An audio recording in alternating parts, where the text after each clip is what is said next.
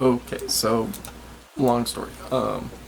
It's on a research binge, and going through stuff, and I came across some of the Spanish coat of arms, and you'll notice which there's a lot of potential related symbolism for inspiration for Elden Ring storyline stuff.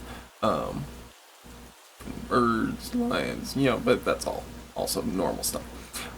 But so I'm going along, and I saw because this is what I came here for to find this, since it's very similar to Radagons, or not Radagons, the precepts symbol, at least a European version aside from the Buddhist, you know, wheel. Uh, so, anyways, you know, and I looked into it. It took forever to find it, but found it eventually. Coat of Arms in Navarre.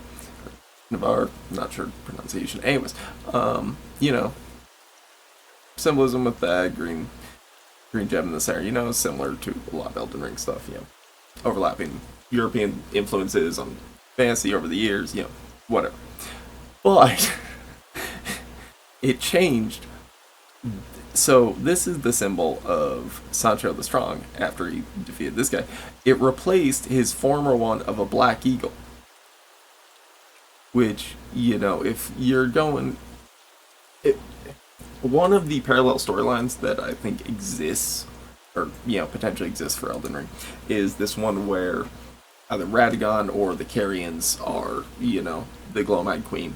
And so represented by the Deathbird, and maybe there's two Glowmide Queens, one for each eye, and twin Deathbird, which would fill off different symbolism. I think that's maybe like a possible DLC or something.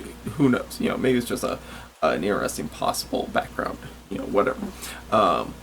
But this definitely, kind of helps with that of the, that storyline or inspiration for that storyline, or how do I say it? In making the Elden Ring timeline capable of fitting multiple historic events and tying individual themes, where they can be linked. I think they took this for maybe this was the inspiration for some of the precepts I did. Not necessarily. I think it's interesting. Golden chains, there's definitely some possibilities there, but it's hard to say. And there's definitely some. Ooh, interesting weapon.